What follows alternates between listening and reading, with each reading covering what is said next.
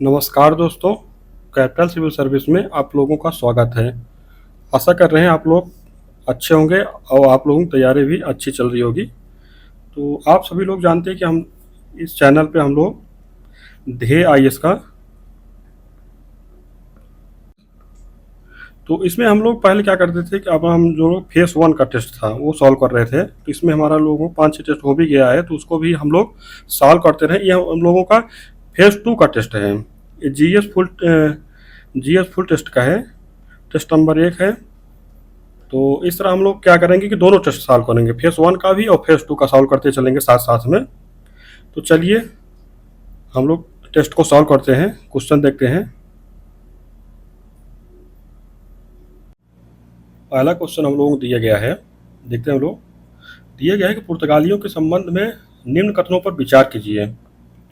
दिया गया है कि अल्फांसो डी अल्बुकर्क ने ब्लू वाटर पॉलिसी की नीति अपनाई, और दूसरा कथन दिया गया है कि फ्रांसिस्को दी अल्मीडा ने 1510 ईस्वी में बीजापुर के आदिल शाही सुल्तान से गोवा जीत लिया। तो बताइए इसमें से हमारा कौन सा सही है। तो इसमें देखा जाए जो अल्फांसो डी अल्बुकर दिया गया है ने इनके बारे में दिया गया है कि इन्होंने ब्लू वाटर पॉलिसी की नीति अपनाई। तो ये अल्बुकर के द्वारा नहीं अपनाया गया था, ये अल्मीडा द्वारा अपनाया गया था। तो किसके द्वारा किया गया था, ये अल्मीडा द्वारा किया गया था इस नीति को, अल्मीडा द्वारा। और दिया गया फ्रांसिस दी अल्मीडा ने 1510 ईस्वी में बीजापुर के आदिल शाही सुल्तान से गोवा जीत लिया। तो जो गोवा जीता गया था वो अल्बुकर्क द्वारा जीता गया था। किसके द्वारा जीता गया था, अल्बुकर्क के द्वारा। तो इस तरह में क्या किया गया है कि जो इनको नाम दिया गया ना उसको इंटरचेंज कर दिया गया। तो हमारा ना तो एक सही है और ना है दो सही, तो हमारा विकल्प डी हो जाएगा। तो इसमें एक चीज़ और आप लोग देखिए कि ये अल्बुकर्क के द्वारा 1511 ईस्वी में मलक्का को भी जीत लिया गया था, और इनके द्वारा हारमुज को भी जीत लिया गया था। तो इस तरह हमारा क्या बन जाएगा, हमारा बन जाएगा डी हो जाएगा।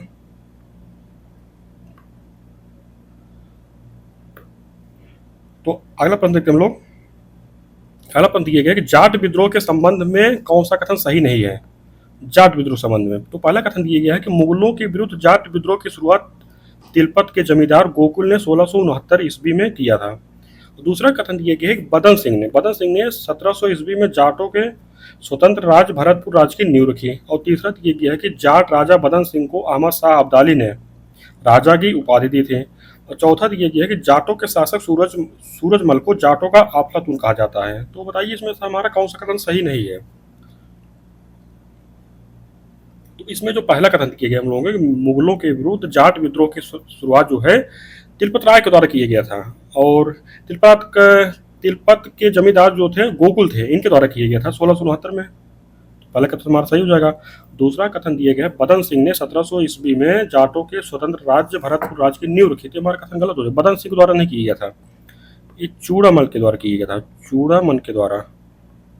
तो और तीसरा कथन दिया कि जाट राजा बदन सिंह को अहमद शाह अब्दाली ने राजा की उपाधि थी। हमारा सही हो जाएगा तीसरा कथन। और चौथा दिया गया है कि जाटों के शासक सूरजमल को जाटों का अफलातून कहा जाता है। तो हमारा सही हो जाएगा भी। इस तरह हमारा गलत कथन बताना है तो हमारा भी सही हो जाएगा। तो अगला प्रश्न देखते हैं हम लोग। अगला प्रश्न दिया गया है 1857 की क्रांति के समय अंग्रेजों द्वारा दिल्ली में किए गए दमन तथा हत्याओं को देखकर किसने कहा था कि यहाँ मेरे सामने रक्त का एक विशाल सागर है और केवल खुदा ही जानता है कि मुझे और क्या देखना बचा है। तो इसमें दिया गया है कि बहादुर शाह द्वितीय, बख्त खां, मिर्जा गालिब, जॉन निकोलस। तो बताइए।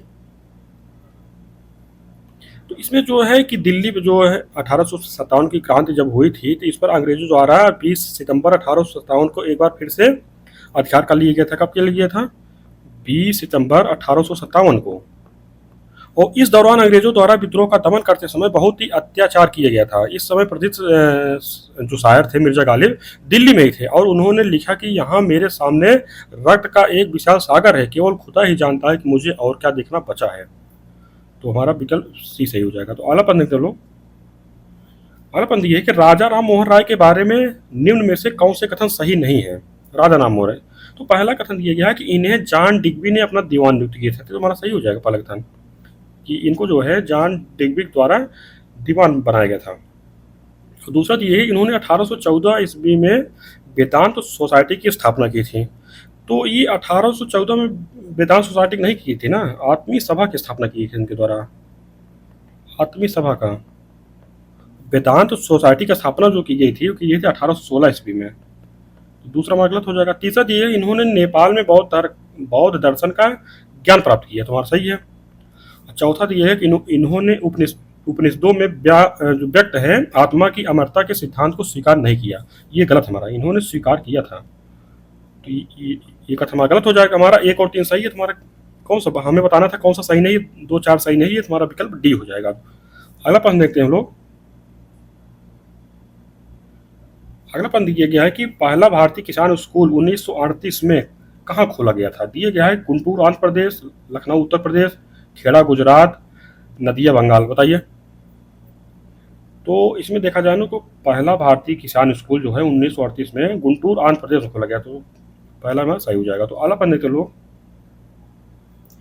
अगले प्रश्न दिया गया है कि सूची 1 को सूची 2 से मिलाना है। एक तरफ कांग्रेस अधिवेशन दिया गया है, दूसरे में पारित कार्यक्रम दिए गया है। तो लाहौर अधिवेशन, लाहौर अधिवेशन क्या, कौन सा कार्यक्रम था। लाहौर अधिवेशन जो कार्यक्रम पारित किया गया था वो था पूर्ण स्वराज। और कराची अधिवेशन 1931 में, कराची अधिवेशन 1931 में जो पारित किया गया कार्यक्रम था मौलिक अधिकार। और फैजपुर 1937, इस अधिवेशन क्या हुआ था, इस अधिवेशन में हुआ था कि मूलभूत कृषि भूमि कार्यक्रम को अपनाया गया था। और चौथा ये कि रामगढ़ 1940 ईस्वी, इसमें क्या किया गया था, इसमें राष्ट्रीय एकता को अपनाया गया था।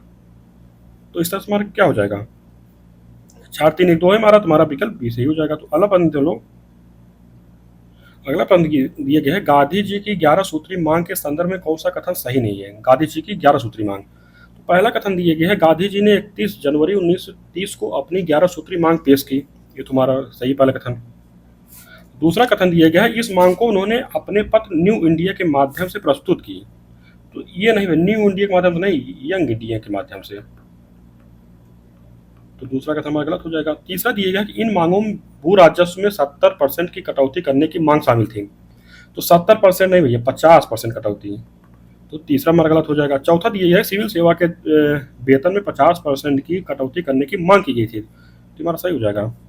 इनके द्वारा जो है और भी मांग की गई थी, और कौन कौन सी मांग की गई थी, जैसे क्या था ना कि पूर्ण शराबबंदी लागू करना, राजनैतिक बंदियों की रिहाई करना था, तो इसमें हो जाएगा। और सेना के व्यय में भी, सेना के व्यय में 50% की कमी, व्यय में 50% की कमी करना था। तो इस तरह हमारा क्या हो जाए, हमें बताना था कौन सा सही नहीं है, तुम्हारा 2-3 सही नहीं है, तुम्हारा विकल्प सी बन जाएगा। तो अगला प्रश्न देख लो। अगला प्रश्न दिया गया है कि नीचे 2 कथन दिए गए हैं जिनमें से एक को कथन ए और दूसरे को कारण कहा गया है। तो कथन में दिया गया है कि मार्च 1942 में ब्रिटिश सरकार ने क्रिप्स मिशन भारत भेजने की घोषणा की। कारण दिया गया है कि विश्व के कई देशों ने ब्रिटेन पर भारत को स्वतंत्र करने के लिए दबाव डाला। तो बताइए इसमें तुम्हारा क्या सही है। तो इसमें जो कथन दिया गया है कि मार्च 1942 में ब्रिटिश सरकार ने क्रिप्स मिशन भारत भेजने की घोषणा की, तुम्हारा सही है कथन। कारण जो दिया गया है कि विश्व के कई देशों ने ब्रिटेन पर भारत को स्वतंत्र करने के लिए दबाव डाला, तो कारण भी सही है ना, और एक दूसरे की व्याख्या भी करे, तुम्हारा विकल्प ये सही हो जाएगा। तो अगला प्रश्न देखते लोग। अगला प्रश्न दिया गया है कि पूर्व पाषाण काल के संदर्भ में निम्न कथनों पर विचार कीजिए। तो पहला कथन दिए गए चापर चापिंग पेबू संस्कृति के उपकरण सर्वप्रथम मद्रास के समीप अत्रेय पक्कम से प्राप्त हुए। और दूसरा दिया गया कि हैंड एक्स से संस्कृति के उपकरण सबसे पहले सोहन नदी घाटी से प्राप्त हुए। तो बताइए इसमें तुम्हारा कौन सही होगा। तो पहला कथन देखते हैं कि चापर चापिंग पेबू संस्कृति जो उपकरण है ना, वो मद्रास के निकट अत्रेय पक्कम से नहीं प्राप्त होंगे। कहाँ से मिले, ये सोहन घाटी से मिले हैं, पंजाब के सोहन घाटी से प्राप्त होंगे। और दूसरा जो हैंड एक्स संस्कृति है ना, ये प्राप्त हुआ है मद्रास के समीप जो है अत्रेय पक्कम से प्राप्त हुआ है। कहाँ से प्राप्त हुआ है, ये मद्रास के निकट अत्रेय पक्कम से। तो एक दूसरे को इंटरचेंज कर दिया गया, तो इसमें से हमारा ना तो एक सही है ना तो 2 सही है, तुम्हारा विकल्प डी बन जाएगा। तो अगला प्रश्न देखते हैं लोग। अगले प्रश्न दिया गया है कि मौर्य काल के संदर्भ में निम्न कथनों पर विचार कीजिए। मौर्य काल दिया गया है कि मौर्य काल की राज्य की मुद्रा पड़ थी, और दूसरा दिया गया है कि यह सोने की बनी होती थी। बताइए इसमें से हमारा कौन सही है।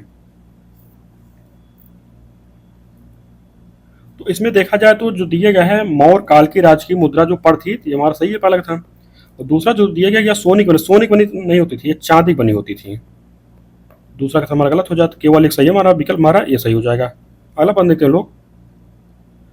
अगला प्रश्न दिया गया है कि कलिंग के चेद वंशी शासक खारवेल के संदर्भ में कौन सा कथन सही नहीं है। पहला कथन दिया गया है कि इसका हाथी गुम्फा अभिलेख नहरों की जानकारी देने वाला प्रथम अभिलेखी साक्ष्य है, ये तुम्हारा सही हो जाएगा। और दूसरा दिया गया है कि हाथी गुम्फा अभिलेख में बौद्ध भिक्षुओं को ग्राम दान दिए जाने का उल्लेख है, तो ये गलत है भैया। बौद्ध भिक्षुओं को नहीं, जैन भिक्षुओं को ग्राम दान दिए जाने का उल्लेख है। और तीसरा दिया गया है कि इसने पांड्य शासकों के यहाँ गधे से हल चलवाया था, ये भी हमारा सही हो जाएगा। तो हमें गलत बताना था, तुम्हारा भी ही गलत है। तो अगला प्रश्न देखते हैं लोग। अगला प्रश्न दिया गया है कि एकता व्यवस्था के संदर्भ में निम्न कथनों पर विचार कीजिए और सही कथन चुने। पहला कथन दिया गया है कि एकता व्यवस्था की विस्तृत व्याख्या निजामुल उल मुल्क की पुस्तक सियासतनामा में मिलता है। और दूसरा कथन दिया गया है भारत में एकता व्यवस्था को प्रारंभ करने का श्रेय मोहम्मद गोरी को है। और तीसरा दिया गया है कि भारत में एकता व्यवस्था को व्यवस्थित ढंग से प्रारंभ करने का श्रेय इल्तुतमिश को जाता है। चौथा दिया गया है फिरोज तुगलक ने एकताओं पर इक्तेदारों के वंशानुगत अधिकार की स्वीकृति प्रदान कर दी। बताइए इसमें तुम्हारा कौन सही है। इसमें देखा जाए तो पहला कथन जो दिया है ना, इसका जो वर्णन मिलता है निजामुल मुल्क की पुस्तक सियासतनामे में मिलता है, तो हमारा सही है। और इसको प्रारंभ करने का श्रेय मोहम्मद गोरी को है, तो ये भी हमारा दूसरा कथन सही है। तीसरा जो है इसका जो व्यवस्थित रूप से शुरुआत इल्तुतमिश के द्वारा किया गया था, ये भी हमारा सही है। और चौथा दिए गए फिरोज तुगलक ने एकताओं पर इक्तेदारों के वंशानुगत अधिकार को स्वीकृति प्रदान कर दी, हमारा सही है। क्योंकि इससे पहले क्या होता था ना, ये मतलब स्थानांतरित हो जाता था कि मतलब एक बार एक इक्तेदारों को अधिकार मिलता था, उसके बाद किसी दूसरे इक्तेदार को वैसा अधिकार मिल जाता था, तो मतलब वो अस्थायी नहीं था। तो फिर तुगलक ने उसको वंशानुगत बना दिया। हमारा विकल्प डी सही हो जाएगा। तो अगला प्रश्न लोग दिए क्या है कि महाभारत का तेलुगु भाषा में अनुवाद करने में निम्नलिखित में से किन किन का योगदान है। कूट के माध्यम से सही उत्तर चुनिए। दिया गया है नन्नया, तिकन्ना, यर्रा प्रगदा, वीरभद्र। बताइए। तो इसमें देखा जाए ना तो महाभारत का तेलुगु भाषा में जो अनुवाद किया गया था नन्नय नामक कवि ने प्रारंभ किया, किंतु वह उसे पूर्ण नहीं कर सके, तो उनके अधूरे कार्य को कवि तिकन्ना ने आगे बढ़ाया, किंतु यह भी इसे पूरा नहीं कर सके। अंत में येरी प्रगदा नामक कवि ने इसे पूरा किया। तो इसमें कौन सा मान जाए, नन्नय हो जाएंगे, तिकन्ना हो जाएंगे, रा प्रगदा हो जाएंगे। वीरभद्र कौन थे? और वीरभद्र क्या थे, ये तेलुगु विद्वान थे। तो वीरभद्र ने कालिदास द्वारा रचित अभिज्ञान शकुंतलम का तेलुगु भाषा में अनुवाद किया था। इस तरह हमारा 1 2 3 सही है, तुम्हारा विकल्प ये बन जाएगा। तो अगला प्रश्न देखते हैं लोग। अगला प्रश्न ये गया है कि बीरबल के संबंध में निम्न में से कौन सा कथन सही नहीं है। बीरबल, तो पहला कथन दिया गया अकबर ने इन्हें कबीरार तथा राजा की उपाधि प्रदान की, तो पहला कथन हमारा सही है। और दूसरा दिया गया कि अकबर ने इन्हें 5000 का मनसब प्रदान किया था, 5000 नहीं भी 2000 का, तो दूसरा कथन हमारा गलत हो जाएगा। तीसरा दिया है अकबर ने इन्हें नगरकोट, कांगड़ा व कालिंजर की जागीर प्रदान की थी, ये भी हमारा सही हो जाएगा। चौथा दिया है कि इनकी मृत्यु 1586 ईस्वी में यूसुफ जाइयों के विरुद्ध लड़ते हुए हुई, ये भी हमारा सही है। तो हमें गलत बताना था, हमारा भी गलत है। अगला प्रश्न देखते हैं लोग। दिया गया है कि निम्नलिखित में से किस इमारत को रोमांस इन द स्टोन के नाम से जाना जाता है। रोमांस इन द स्टोन मतलब पत्थर में रूमानी कथा। बताइए। तो इसमें दिया गया है कि मरियम महल फतेहपुर सीकरी, ताजमहल आगरा, जामी मस्जिद फतेहपुर सीकरी, अकबर का मकबरा। बताइए। तो इसमें जो दिया गया है रोमांस इन द स्टोन पत्थर में रूमानी कथा जो है, ये उल्लेख किया गया कहाँ, जामी मस्जिद फतेहपुर सीकरी में। हमारा विकल्प सी हो जाएगा ना। तो अगला प्रश्न देखते हैं लोग। अगला प्रश्न दिया गया है कि नीचे 2 कथन दिए गए हैं, जिनमें से एक को कथन ए और दूसरे को कारण आर कहा गया। तो कथन दिए गए भारतीय संविधान विश्व का सबसे लंबा लिखित संविधान है। कारण दिए गए कि आधुनिक लोकतंत्र में जिन मामलों को आम विधानों अथवा स्थापित राजनीतिक पार्टी पर छोड़ दिया गया है, उन्हें भी भारत के संवैधानिक दस्तावेज में शामिल किया जाता है। बताइए। तो इसमें देखा जाए तो कथन दिया गया है ना, भारतीय संविधान विश्व का सबसे लंबा लिखित संविधान, तुम्हारा सही है। जो कारण दिया गया है कि आधुनिक लोकतंत्र में जिन मामलों को आम विधानों अथवा स्थापित राजनीतिक परिपाटी पर छोड़ दिया गया है, उन्हें भी भारत के संवैधानिक दस्तावेज में शामिल किए गए हैं, ये भी सही है। और कारण जो है कथन की व्याख्या भी कर रहा है, तो हमारा ये सही हो जाएगा। तो अगला प्रश्न देखते हैं हम लोग। अगला प्रश्न दिया गया है कि 42वें संविधान संशोधन के संबंध में कौन सा कथन सही नहीं है। तो पहला दिया गया कि इस संशोधन द्वारा भारतीय संविधान में दो नए भाग 4 का और 14 का जोड़े गए, तुम्हारा सही है। दूसरा दिया गया है इस संशोधन द्वारा 3 नए निदेशक तत्व संविधान में जोड़े गए थे, भी हमारा सही होगा, 3 जोड़े गए थे। और तीसरा दिया गया कि इस संशोधन द्वारा 7 विषयों को राज्य सूची से समवर्ती सूची में स्थानांतरित किया गया, तो हमारा गलत है भैया, 7 सूची नहीं 5 सूची को। 5 सूची कौन कौन से है? 5 सूची देखा जाए तो इसमें था शिक्षा था, वन था, मापतौल है, वन्य जीव तथा न्याय। और चौथा दिया गया कि इस संशोधन द्वारा संवैधानिक संशोधन को न्यायिक जांच से बाहर कर दिया गया था, ये भी हमारा सही है। इस तरह में हमें बताना था कौन सा कथन गलत है, हमारा सी हो जाएगा। तो अगला प्रश्न लोग दिया गया है कि निम्न कथनों पर विचार कीजिए। पहला कथन दिया कि भारतीय संविधान में अवशिष्ट शक्तियों को केंद्र में निहित होना जर्मनी के संविधान से लिया गया है। और दूसरा कथन दिया गया है उच्चतम न्यायालय का परामर्शी न्याय निर्णय की प्रक्रिया कनाडा के संविधान से लिया गया है। तो बताइए इसमें से हमारा कौन सा कथन सही है।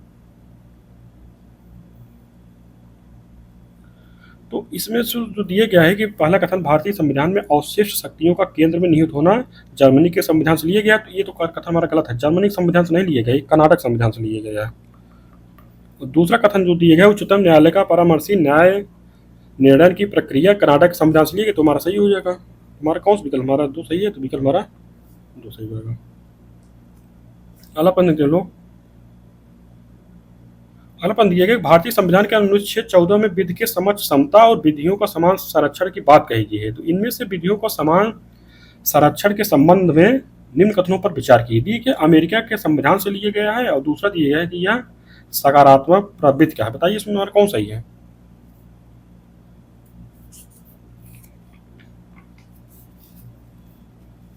तो इसमें देखा जो पहला कथन हमारा दिया गया है कि जो विधियों का समान संरक्षण है इसको अमेरिका के संविधान से लिया, पहला कथन हमारा सही है। और दूसरा दिया गया है कि यह सकारात्मक प्रवृत्ति का, ये भी हमारा सही है, तुम्हारा सी हो जाएगा। तो अगला प्रश्न देखते लोग। दिया गया है कि बजट पारित होने से पहले संसद में निम्नलिखित 6 चरणों से गुजरता है, जो निम्न है। दिया गया है आम बहस, विभागीय समितियों द्वारा जांच, तीसरा दिया गया है कि बजट का प्रस्तुतिकरण, चौथा दिया गया है कि विनियोग विधेयक का पारित होना, पांचवा दिया गया है कि अनुदान की मांग पर मतदान, और छठवां दिया गया है कि वित्त विधेयक का पारित होना है। तो इसमें कहा गया है कि इन चरणों को सही क्रम में व्यवस्थित कीजिए। तो इसमें बताइए हम लोगों का कौन सा विकल्प सही होगा।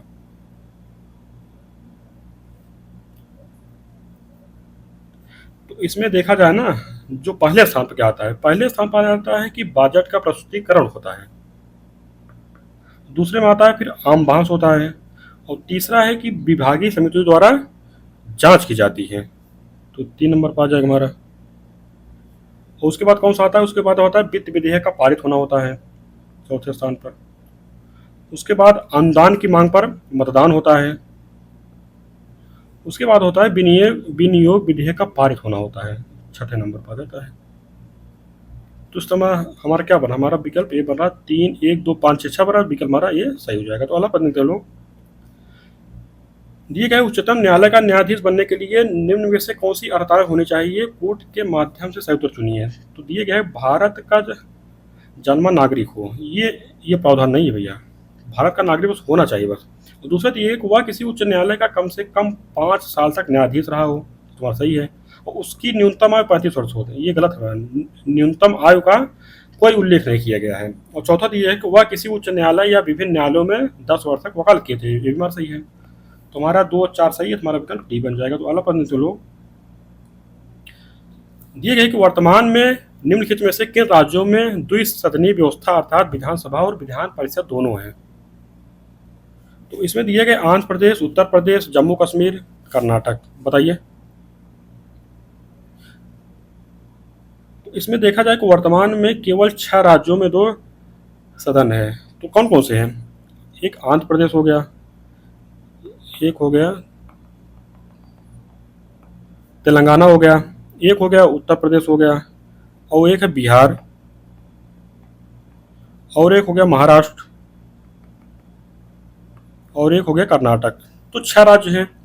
जम्मू कश्मीर में था पहले, लेकिन क्या हुआ ना कि कश्मीर पुनर्गठन अधिनियम 2019 को द्वारा इसमें क्या हुआ कि जो विधान परिषद थी उसको समाप्त कर दिया गया। तो तीसरा मानना ही होगा, तो 1 2 4 में है तुम्हारा विकल्प सी सही हो जाएगा। अगला प्रश्न देख लो। अगला प्रश्न है कि निम्न में से कौन सा कथन सही नहीं है। तो पहला कथन दिया गया है, लोकसभा चुनाव में कोई भी प्रत्याशी अपनी जमानत खो देता है यदि उसे वैध मतों का 1/6 भाग प्राप्त नहीं कर पाता है। ये तुम्हारा सही हो जाएगा। दूसरा दिया गया है, 5वीं लोकसभा का कार्यकाल 6 वर्ष था। ये भी हमारा सही है। तीसरा दिया गया है कि संविधान में अधिकथित उपबंधों के अनुसार लोकसभा में उपाध्यक्ष का पद विपक्ष को दिया जाता है। ये हमारा नहीं भैया, ये संविधान में इसका कोई उल्लेख नहीं है ना, कोई उपबंध नहीं दिया गया है। ये तो बस एक वो है, चलन है कि जिसके में क्या हुआ कि दे दिया जाता है। और चौथा दिया गया है कि लोकसभा अध्यक्ष अपने पद की शपथ नहीं लेता, बल्कि वो कि सांसद की तरह वो शपथ लेता है। तो ये भी हमारा सही हो जाएगा। हमें गलत बताना था, हमारा सी हो जाएगा। तो अगला प्रश्न दे लो। दिया गया है कि नियंत्रण एवं महालेखा परीक्षक के संबंध में निम्न में कौन सा कथन सही है। इसमें दिया गया है कि वह किसी कर की निवल प्राप्तियों को प्रमाणित करता है। तो हमारा सही हो जाएगा पहला। और दूसरा दिया कि वह कंपनी अधिनियम के प्रावधान के अनुसार सभी सरकारी कंपनियों के खातों की लेखा परीक्षा करता है। ये भी हमारा सही हो जाएगा। और तीसरा दिया गया है कि वह केंद्र सरकार के लेखों से संबंधित रिपोर्ट को प्रधानमंत्री को देता है। तो हमारा गलत हो जाएगा, प्रधानमंत्री को नहीं देता है। किसको देता है? राष्ट्रपति को देता है। चौथा दिया है कि वह संसद के लोक लेखा समिति के गाइड, मित्र और मार्गदर्शन के रूप में कार्य करता है। तो हमारा सही हो जाएगा। 1 2 4 सही है, तुम्हारा विकल्प डी सही हो जाएगा। तो अगला प्रश्न देखते हैं लोग।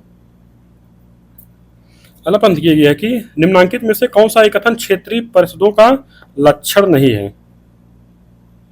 तो पहला दिया गया कि यह एक सांविधिक निकाय है। सांविधिक निकाय है भैया, ये तुम्हारा पहला सही होगा। दूसरा दिया गया कि क्षेत्रीय परिषदों की स्थापना राज्य पुनर्गठन अधिनियम 1956 के अंतर्गत की गई है। तो हमारा सही हो जाएगा। तीसरा दिया है कि चंडीगढ़ केंद्र शासित प्रदेश होने के कारण क्षेत्रीय परिषद शामिल नहीं की गई। नहीं भैया, ये तो गलत है, शामिल किया गया है। और चौथा दिया गया है कि क्षेत्रीय परिषदों का कार्य विभिन्न क्षेत्रों में आपसी हित के मामलों पर चर्चा तथा सिफारिशें करना है। तो तुम्हारा सही हो जाएगा, हो जाएगा। तो हमें गलत बताना था, तुम्हारा सी हो जाएगा। तो अगला प्रश्न दो लोग। दिया गया है कि निम्न कथनों पर विचार कीजिए। तो इसमें दिया गया कि पश्चिमी घाट की तुलना में पूर्वी घाट अधिक ऊंचा है। तो ये तो हमारा गलत है ना, कि पश्चिमी घाट ज़्यादा ऊंचा है। और दूसरा दिया कि पश्चिमी घाट की ऊंचाई उत्तर से दक्षिण की तरफ बढ़ती चली जाती। तुम्हारा सही हो जाएगा, हो जाएगा। और इसमें क्या है ना, प्रायद्वीप पठार की सबसे ऊंची चोटी जो अन्नाईमुदी है ना, पश्चिमी घाट की अन्नामलाई पहाड़ियों में ही स्थित है। कौन सी? अन्नाईमुदी जो चोटी है ना, वो कहाँ है? अन्नामलाई पहाड़ी में है। इस तरह हमारा कौन सही है? हमारा 2 सही है, विकल्प हमारा सही भी सही हो जाएगा। अगला प्रश्न दो लोग। दिया गया है कि निम्नलिखित राज्यों के समूह में से कौन एक महाराष्ट्र राज्य की सीमा बनाता है। तो महाराष्ट्र राज्य की जो सीमा बनाते हैं आप लोग इसमें देख लीजिए, जैसे कि गुजरात है, गुजरात हो जाएगा। मध्य प्रदेश है, गुजरात मध्य प्रदेश हो जाएगा। छत्तीसगढ़ भी है, तो इसमें हम लोग मिलाएंगे तो छत्तीसगढ़ है, तेलंगाना है, कर्नाटक तथा गोवा को स्पर्श करती है। तो इसमें हमारा कौन सा हो जाएगा? कर्नाटक नहीं करता है ना भैया, करता है कर्नाटक। तो इस तरह हमारा क्या हो जाएगा? इस तरह हमारा बन जाएगा डी। गुजरात है, मध्य प्रदेश है, छत्तीसगढ़ है, तेलंगाना है, कर्नाटक है, गोवा है। तो राजस्थान नहीं करता, तो ये वाला हमारा तो आप लोग वैसे जानते हैं, ये हो जाएगा। और झारखंड इसमें है, तो झारखंड नहीं होगा, तो हमारा हो जाएगा। अगला प्रश्न देखते हैं लोग। दिया गया है कि निम्नलिखित युगों पर विचार कीजिए। एक तरफ दिया गया जनजात, एक तरफ राज्य दिया गया है। तो लिम्बू जनजात, लिम्बू जनजात कहाँ पाई जाती है? लिम्बू जनजात पाई जाती है सिक्किम में। तो सम्मिलित है। कार्बी, कार्बी कहाँ पाई जाती है? कार्बी हिमाचल प्रदेश नहीं पाई जाती है, कार्बी पाई जाती है असम में। तो तीसरा दिया है कि डोंगरिया कोंद उड़ीसा में पाई जाती है, जानते ही हैं। कट्टू नायकन केरल में पाई जाती है। तो इसमें हमारा क्या सम्मिलित है? 1 3 4 हमारा सम्मिलित है, हमारा बिल्कुल सही हो जाएगा। तो अगला प्रश्न तो लोग। अगला प्रश्न है कि जीवमंडल निचय आरक्षित क्षेत्र के संदर्भ में निम्नलिखित कथनों पर विचार कीजिए। दिया गया कि जीवमंडल निचय विशेष प्रकार के भौमिक और तटीय पारिस्थितिक तंत्र है जिन्हें यूनेस्को के मानव और जीवमंडल प्रोग्राम के अंतर्गत मान्यता प्राप्त है। दूसरा कथन दिया गया कि भारत के 12 जीवमंडल निचय यूनेस्को द्वारा जीवमंडल निचय विश्व नेटवर्क पर मान्यता प्राप्त है। तो बताइए इसमें तुम्हारा कौन सही है। इसमें देखा जाए तो हमारा दोनों कथन सही है, तुम्हारा विकल्प सी बन जाएगा। तो अगला प्रश्न देखते हैं लोग। दिया गया कि झीलों के संदर्भ में निम्नलिखित में से कौन सा सही नहीं है। तो दिया गया है कि झीलों के संदर्भ दिया गया बूलर झील भारत में मीठे पानी की सबसे बड़ी झील है, तुम्हारा सही है। दूसरा दिया है कि चिल्का झील भारत की सबसे बड़ी लैगून झील है, तुम्हारा सही हो जाएगा। तीसरा ये है कि निजाम सागर झील मंजीरा नदी पर आंध्र प्रदेश में स्थित है, तो भी सही हो जाएगा। और चौथा दिया गया है गोविंद सागर झील उत्तर प्रदेश में स्थित। गोविंद सागर झील भाई उत्तर प्रदेश में स्थित नहीं है, ये कहाँ स्थित है, ये है हिमाचल प्रदेश में। हमें गलत बताना था, तुम्हारा विकल्प डी हो जाएगा। आला पढ़ने दो लोग। दिया गया है कि दुर्गापुर लौह इस्पात संयंत्र के संदर्भ में कौन सा कथन सही नहीं है। तो पहला दिया गया है कि इस संयंत्र की स्थापना 1959 में जर्मनी के सहयोग से की गई। जर्मनी के सहयोग से नहीं की गई भैया, ये जर्मनी के सहयोग नहीं, ये किया गया था किससे, ब्रिटेन के सहयोग से की गई थी ना। पहला कथन हमारा गलत हो जाए। दूसरा देखिए इस संयंत्र को लौह अयस्क छोटा नागपुर पठार तथा उड़ीसा से प्राप्त होता है, हमारा सही है। तीसरा दिया गया इस संयंत्र को कोयला झरिया और रानीगंज से प्राप्त होता है, तो सही होगा। चौथा दिया गया इस संयंत्र को जल दामोदर नदी से प्राप्त होता है, तो सही हो जाएगा। तो विकल्प हमारा ये गलत है। अगला पढ़ने के लोग। दिया गया है कि विषुवत रेखा अफ्रीका महाद्वीप के किन देशों से होकर गुजरती थी। कांगो, केन्या, तंजानिया, सोमालिया, बताइए। तो विषुवत रेखा जो है ना अफ्रीका महाद्वीप के किन किन देशों से गुजरती है, जैसे गैबन हो गए, कांगो हो गए, कांगो गणराज्य हो गया, युगांडा हो गया, केनिया, सोमालिया। तो इसमें हमारा कौन हो जाएगा, इसमें हमारा देखा जाए ना तो तंजानिया नहीं भैया, तंजानिया से नहीं गुजरता है, तुम्हारा एक कांगो से गुजरता है, केनिया से, सोमालिया से। 1 2 4 हमारा विकल्प भी सही हो जाएगा। अगला पंथ लोग। अगला पंथ दिए गए ऐसे बंदरगाह या पत्तन जो समुद्र तट से दूर स्थल खंड के भीतर स्थित होते हैं परंतु नदी अथवा नहर द्वारा समुद्र से जुड़े होते कहलाते हैं। वाय पत्तन, पैकेट स्टेशन, आंतरिक पत्तन, खुला सागरी बंदरगाह, बताइए। तो देखा जाए तो ऐसे जो बंदरगाह होते हैं ना उनको कहा जाता है आंतरिक पत्तन कहा जाता है, तो विकल्प सी हमारा सही हो जाएगा। तो अगला पंथ लोग। दिए गया कि निम्न कथनों पर विचार कीजिए। तो कथन दिए गए रूर या निम्न राइन प्रदेश यूरोप के प्रमुख औद्योगिक प्रदेशों में एक है, और दूसरा ये है कोलोन यहाँ का एक प्रमुख औद्योगिक केंद्र है। तो बताइए इसमें हमारा कौन सही है। तो इसमें देखा जाए तो रूर है ना, रूर ही यूरोप का प्रमुख औद्योगिक प्रदेशों से एक है, क्योंकि यहाँ पर कोयला जो है ना ये बहुतायत मात्रा में यहाँ पर। तो पहला कथन हमारा सही हो जाएगा। दूसरा ये कोलोन यहाँ का प्रमुख औद्योगिक क्षेत्र है, तो हमारा सही है। कोलोन है कहाँ भैया, कोलोन है जर्मनी में। दूसरा में सही हमारा विकल्प सही हो जाएगा। तो अगला पढ़ने के लोग। दिया गया है कि निम्नलिखित में से कौन से ज्वालामुखी मृत ज्वालामुखी के उदाहरण हैं। मृत ज्वालामुखी दिए गए एटना, दिए गए कांकागुआ, किलिमंजारो, वेसुवियस, बताइए। तो देखा जाए ना तो एटना तथा वेसुवियस जो हैं, एटना और वेसुवियस ये हैं सक्रिय ज्वालामुखी हैं, जबकि किलिमंजारो जो है, किलिमंजारो कहाँ है, तंजानिया में है। और एकांकागुआ कहाँ है भैया, ये चिली में है ना। ये जो एकांकागुआ और किलिमंजारो हैं ये मृत ज्वालामुखी हैं। इस तरह हमारा क्या हो जाएगा, हमारा 2 और 3 सहित हमारा विकल्प डी सही हो जाएगा। तो अगला पढ़ने देते लोग। दिए गए हैं कि अंत्योदय श्रमिक सुरक्षा योजना के संबंध में निम्नलिखित में से कौन सा कथन सही है। पहला दिया गया है कि 8 जुलाई 2023 को गुजरात के खेड़ा जिले के नटियाड में इसका पायलट प्रोजेक्ट लॉन्च किया गया। तो इस तरह हमारा ये तो सही है पहला कथन। दूसरा दिया गया कि इसका उद्देश्य श्रम योगियों को 10 लाख रुपए तक का दुर्घटना बीमा प्रदान करके वित्तीय स्थिरता प्रदान करता है, देवी सही हो जाएगा। और तीसरा दिया गया कि यह योजना डाक विभाग और भारतीय डाक भुगतान बैंक द्वारा की गई, देवी सही हो जाएगा। इस तरह हमारा क्या हो हमारा विकल्प भी सही हो जाएगा, 3 कथन सही है। तो अगला प्रश्न लोग। अगला प्रश्न है कि माँ कार्यक्रम के संदर्भ में निम्न कथनों में से कौन सा सही है। तो दिया गया है इस कार्यक्रम का शुभारंभ 5 अगस्त 2018 को किया गया। दूसरा कथन दिया गया इसका उद्देश्य स्तनपान के लाभ के बारे में लोगों को विशेष रूप से माता को जागरूक करना तथा स्तनपान को बढ़ावा देना है। तो बताइए इसमें कौन कथन सही है।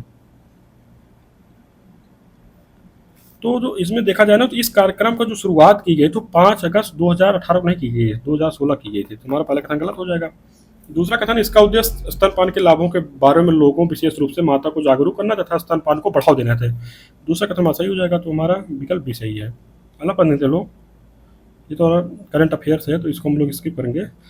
तो अगला प्रश्न है कि ब्लू चिप कंपनियों के बारे में सही कथन चुनें।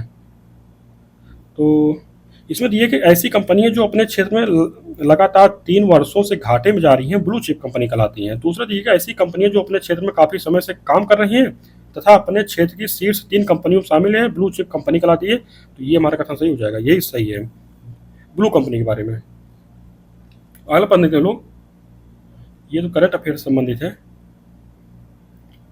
अगला प्रश्न हम लोगों को है अंतर्राष्ट्रीय वित्त निगम के संबंध में कौन सा कथन सही है। तो इसमें दिए गए कि अंतर्राष्ट्रीय वित्त निगम की स्थापना जुलाई 1956 ईस्वी में की गई। दूसरा ये है कि निगम विकासशील देशों में निजी उद्योगों के लिए बिना सरकारी गारंटी के धन की व्यवस्था करता है तथा अतिरिक्त पूंजी विनियोग द्वारा इन्हें प्रोत्साहित करता है। बताइए इसमें से हमारा कौन सा कथन सही है। तो इसमें से हमारा देखा जाए तो हमारे दोनों कथन सही है, तो हमारा विकल्प सी हो जाएगा। तो अगला पढ़ने के लोग, अगला प्रश्न है कि नीचे दो कथन दिए गए हैं जिनमें से एक को कथन ए और दूसरे को आर कहा गया। तो कथन में दिया गया है कि बर्फ का टुकड़ा पेय को ठंडा बना देता है और कारण दिया गया है कि बर्फ पिघलने के लिए पेय से गुप्त उष्मा लेता है जिससे पेय ठंडा हो जाता है। बताइए इसमें हमारा क्या सही होगा। तो इसमें देखा जाए ना तो हमारा कथन भी सही है, कारण सही है और कारण जो है कथन की व्याख्या भी कर रहा है, तो हमारा ए हो जाएगा। तो अगला प्रश्न देखते हैं लोग।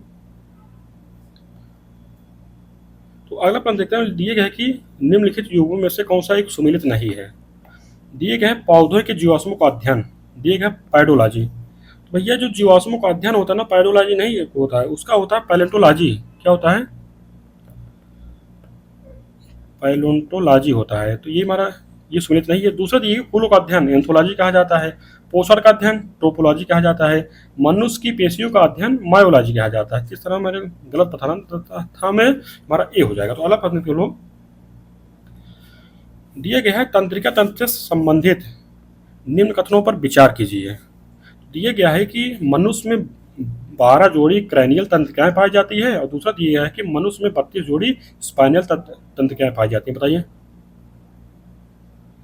तो जिसमें जो पहला कथन दिया गया है कि मनुष्य में 12 जोड़ी क्रैनियल तंत्रिकाएं पाई जाती है ना, ये हमारा सही हो जाएगा। और दूसरा दिए मनुष्य में 32 जोड़ी नहीं 31 जोड़ी स्पाइनल तंत्रिकाएं पाई जाती है, तो मैं गलत हो जाएगा। तो इस तरह हमारा विकल्प ये सही है। तो अगला प्रश्न से लोग,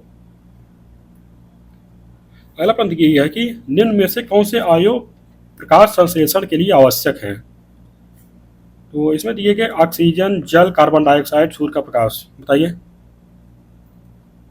तो प्रकाश संश्लेषण के लिए जो आवश्यक है उसमें आता है जल, कार्बन डाइऑक्साइड, सूर्य का प्रकाश। जबकि ऑक्सीजन जो होता है ना, ये तो मुक्त होता है। प्रकाश संश्लेषण में क्या होता है कि जब प्रकाश संश्लेषण की प्रक्रिया होती है तो इसके माध्यम से ऑक्सीजन गैस बाहर निकलती है। तो 2, 3, 4 हमारा सही है, तुम्हारा विकल्प डी बन जाएगा। तो अगला प्रश्न देखते हैं लोग। अगले प्रश्न में सूची 1 को सूची 2 से मिलाना है। तो इसमें दिया गया है कि त्वचा कैंसर जो होता है ना, पराबैंगनी प्रकाश के द्वारा होता है, तो इसमें लिखित हो जाएगा। ध्वनि प्रदूषण किससे मापा जाता है, डेसिबल से मापा जाता है। वैश्विक तापन जो है वो उससे क्या होता है, ये वैश्विक तापन जो होता है कार्बन डाइऑक्साइड के कारण होता है। और ओजोन क्षेत्र जो होता है उसका कारण क्या है, क्लोरोफ्लोरो कार्बन है। तो इस तरह हमारा कौन सा बना, हमारा 2, 3, 4 एक बार है, हमारा विकल्प कौन सा हो जाएगा, विकल्प हमारा सी हो जाएगा। तो अगला पढ़ देते हैं लोग। ये हमारा करंट अफेयर से संबंधित है, इसको स्किप करेंगे हम लोग। तो अगला प्रश्न देखते हैं, दिए गया है कि नीचे 2 कथन दिए गए हैं जिनमें से एक को कथन ए तथा दूसरे को आर कहा गया है। तो कथन दिया गया है कि तेल के पृष्ठ पर डाली गई जल की बूंद सिकुड़कर गोल आकार धारण कर लेती है। कारण दिया गया है कि तेल तथा जल के बीच आसंजक बल जल के ससंजक बल से कम परंतु तेल के ससंजक बल से अधिक होता है। बताइए इसमें कौन सही है। तो इसमें देखा जाए ना, हमारा कथन भी सही है और कारण भी सही है। तो इसमें हमारा क्या बन जाएगा, हमारा ए बन जाएगा, ये विकल्प हमारा सही है। तो अगला प्रश्न देते लोग। तो इसमें दिए गए है कि नीचे दिए गए निम्न कथनों पर विचार किए गए और कूट के माध्यम से सही कथन चुनिए। तो पहला दिए गए पानी में डूबा हुआ वायु का बुलबुला जिसकी सतह उत्तल होती है अवतल लेंस की भांति व्यवहार करता है। तो दूसरा दिए है पानी का अपवर्तनांक वायु से कम होता है, इसलिए जल में डूबे हुए बुलबुले के लेंस की प्रकृति बदल जाती है। बताइए इसमें कौन सा नंबर सही है। तो इसमें देखा जाए ना तो पानी में डूबा हुआ वायु का बुलबुला जिसकी सतह जो उत्तल होती है, तो उत्तल होती है अवतल लेंस की भांति व्यवहार करता है, क्योंकि पानी का अपवर्तनांक जो है ना वायु से अधिक होता है। तो इसमें क्या है, तुम्हारा पहला कथन सही हो जाएगा। और दूसरा जो इसमें क्या है ना कि लेंस की प्रकृति जो है बदल जाती है, और पानी पानी का अपवर्तनांक जो होता है वायु से अधिक होता है, कम नहीं होता है। पानी का अपवर्तनांक वायु से अधिक होता है, तो दूसरा कथन हमारा गलत हो जाएगा। तो केवल एक हमारा सही है, विकल्प ए सही हो जाएगा। अगला प्रश्न लोग, अगला प्रश्न दिए गए ग्राफीन पदार्थ के संबंध में दिए गए कथनों में से कौन सा सही नहीं है। तो पहला दिए गए भारत में पहला ग्राफीन नवाचार केंद्र केरल के त्रिशूर में स्थापित किया जा रहा है। दूसरा कथन दिया गया है कि ग्राफीन कार्बन का एक रूप है तथा यह लगभग पारदर्शी होता है। और दूसरा दिया गया कि यह त्रिआमी पदार्थ है। और चौथा दिया है कि यह विद्युत का सुचालक है। बताइए इसमें कौन सही नहीं है। तो इसमें देखा जाए तो ग्राफीन के संदर्भ में ना कि यह एक द्विआमी पदार्थ है, त्रिआमी नहीं हुई, क्या है, द्विआमी पदार्थ है। तुम्हारा सी गलत हो जाएगा, यही हमको बताना था। तो अगला प्रश्न लो, अगला प्रश्न दिए गए कि सर्वाधिक पुरुष जनसंख्या वाले 3 जिलों का सही क्रम है। तो इसमें ये उत्तर प्रदेश के विषय में कह रहा है। तो उत्तर प्रदेश में सर्वाधिक पुरुष जनसंख्या कहाँ कहाँ पाई जाती थी। सर्वाधिक जनसंख्या पाई जाती कहाँ, प्रयागराज में। दूसरा है नंबर पर आता है मुरादाबाद। तीसरे नंबर पर आता है गाजियाबाद। उसके बाद आता है कानपुर नगर। चौथे नंबर पर आता है लखनऊ।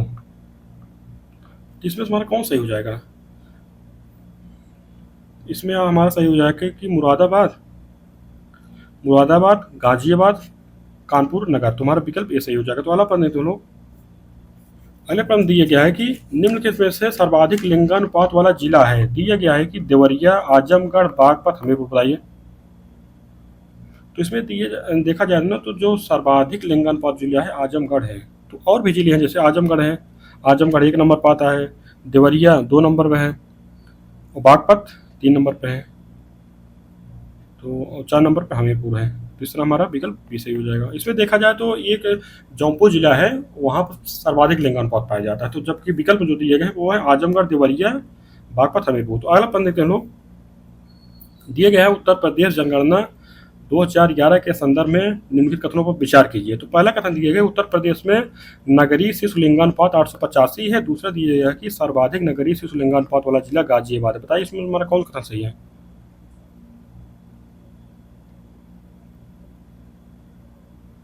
तो देखा जाए ना कि उत्तर प्रदेश में नगरीय शिशु लिंगानुपात है वो कितना है, 885, तथा ग्रामीण शिशु लिंगानुपात 906 है। और सर्वाधिक नगरीय शिशु लिंगानुपात वाला जिला जो है ना वो मऊ है।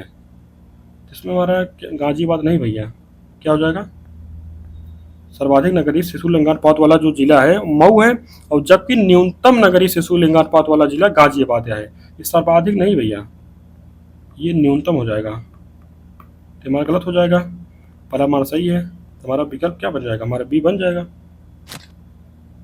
अल्लाह पढ़ने के लोग, दिया गया है कि निम्नलिखित कथनों पर विचार करें। पहला कथन दिया गया है कि जनगणना 2011 के अनुसार उत्तर प्रदेश में अनुसूचित जाति का लिंगानुपात 900 है।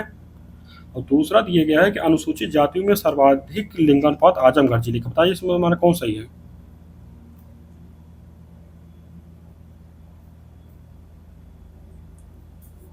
तो इसमें देखा जाए ना, जो हमारा पहला कथन दिया गया है कि अनुसूचित जाति का लिंगानुपात 900 है, 900 नहीं है, ये 907 है।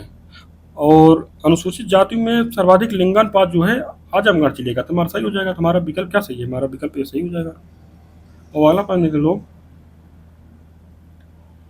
दिए गया है कि निम्न में से न्यूनतम नगरीय जनसंख्या वाला जिला है। दिए गए श्रावस्ती, चित्रकूट, कौशाम्बी, आजमगढ़। बताइए। तो इसमें देखा जाए तो श्रावस्ती आता है, न्यूनतम नगरीय जनसंख्या वाला जिला जो है श्रावस्ती है। यहाँ की ये 1 नंबर पे आता है यूपी में। तो इस तरह हमारा विकल्प ये सही हो जाएगा। तो अगला प्रश्न तो लोग, तो दिए गया है कि निम्न के कथनों पर विचार कर रहे हैं। पहला कथन दिया गया है कि बौद्ध ग्रंथ अंगुत्तर निकाय में 16 महाजनपदों का वर्णन मिलता है। और दूसरा दिया गया है कि उत्तरी पांचाल की राजधानी काम्पिल और दक्षिणी पांचाल की राजधानी अक्षत है। बताइए इसमें कौन कथन सही है।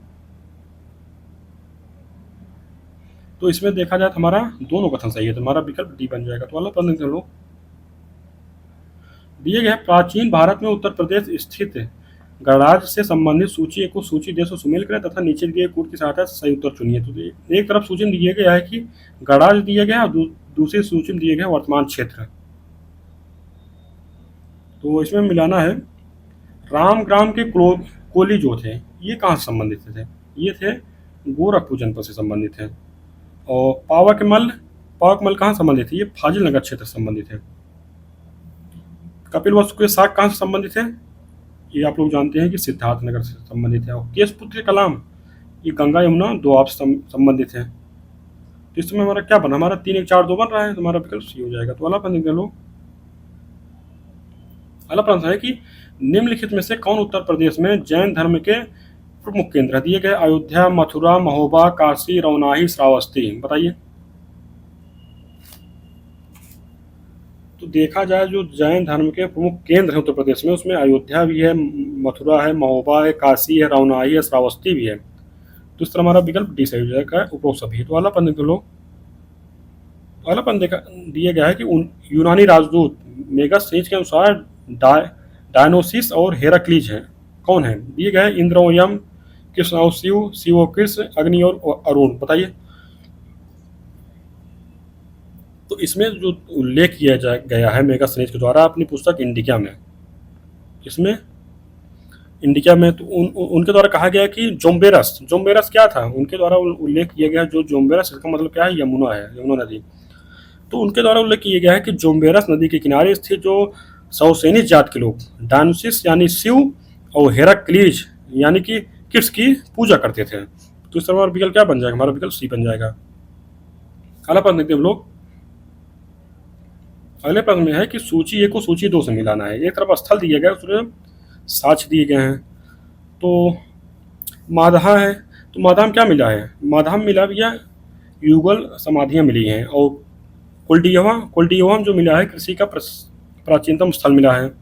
सराय नाहर राय में झोपड़ी का फर्श मिला है। और चौथे में दिए गए कि लहुरोदेव क्या मिला है? तो कच्ची ईंट के आवास मिले हैं।